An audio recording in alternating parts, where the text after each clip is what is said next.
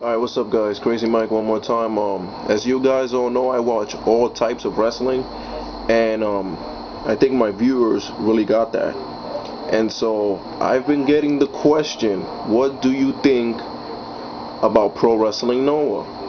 And in this video, that's exactly what I'm going to talk about. Now, in the match between Kenta and Marufuji, this match and the six-man tag Do Fixer versus Bludgeon were considered the best matches of the year. And I've been getting a lot of emails asking me which match do I think is better. Now, I'm going to keep that to myself because I may piss some people off. As far as the Kenta Marufuji match, let me talk about that right now. I'm going to leave you a link right here. If you haven't seen this match, holy shit, you don't know what the fuck you're missing in professional wrestling. And I would like to give these two guys a lot of respect because in one point of the match, I think it was, Marufuji had botched a moonsault and he hit his jaw right on the guardrail. And because he fell a little short, instead of Marufuji's chest landing on Kenta, like his shoe landed right on the face and Kenta was just busted wide open. And then that was a legitimate cut. You know, you can tell. And after that, these guys still have a solid match and still went at 100%. I was like, wow. You know, most guys take a guardrail to the jaw and probably get knocked the hell out for the rest of the night. So much respect there. And that's why I also want to mention Ring of Honor. And again, I'm sorry that I keep mentioning them so much, but guys like Marufuji and Kenta, they could easily sell out 10, 15, 20,000 tickets over there in Japan, and they come here to ROH in front of maybe like a crowd of 2,000 tops. That just lets you know that these people really care about the sport, and they really care about putting on a good match, and that ROH could get a crazy amount of talent. These two guys are main eventers alone, and they're just part of the fucking show. So they have like, what, 4 or 5 main eventers only one night? What can I say about that? And concerning Morishima versus Kenta, I seen this match. I was disappointed because, let's be honest here, a 10-minute match, and Kenta, his matches are mostly 30 minutes, 25 minutes, 35 minutes. See, because if you see Kenta's matches, it all has a pattern.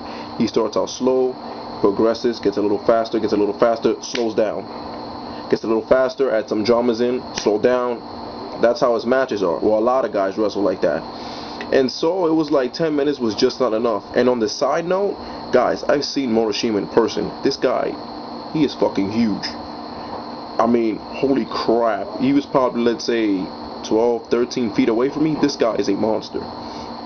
And I would also like to talk about Kenta's strength. Like, you know, he doesn't look like much. Let me tell you something. Like, this guy is a fucking powerhouse. Like, when he was wrestling Samoa Joe, he was just picking him up like nothing. You know, like paper. And if you guys watch Morishima's matches, it's a move in which he runs and he turns his back to you and he hits you with it. And one highlight of their match was when he did that move, Kenta reversed that into a German suplex. That I thought was so cool. But yeah, the Kenta versus Marufuji match, I would say that was the best singles match of the year.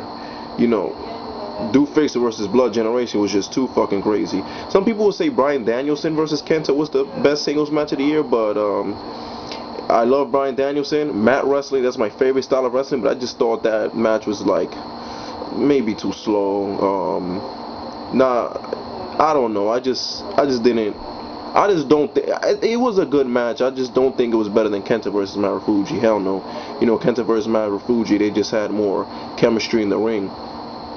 And that's another thing I would like to talk about. That nowadays is like mat wrestling doesn't matter anymore. A lot of you people like to see that fake stuff, you know. And I think you people should really appreciate mat wrestling, you know, technical wrestling, because that's the kind of wrestling that you can watch on TV and use in real life if you ever get into a fight, you know. And onto Total Nonstop Action. There's something I have to say here.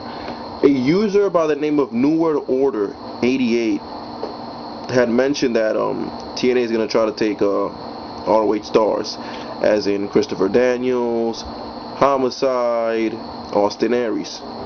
And sadly, I think they're gonna do that too, and they're just gonna turn into total non-stop assholes. In my opinion, I think TNA should try to work with ROH. They will grow a lot stronger. You know, try to make joint house shows here and there. You know, you could have some great matches, and it'll just help both companies. You know, and that's it, guys. I'll check you next week.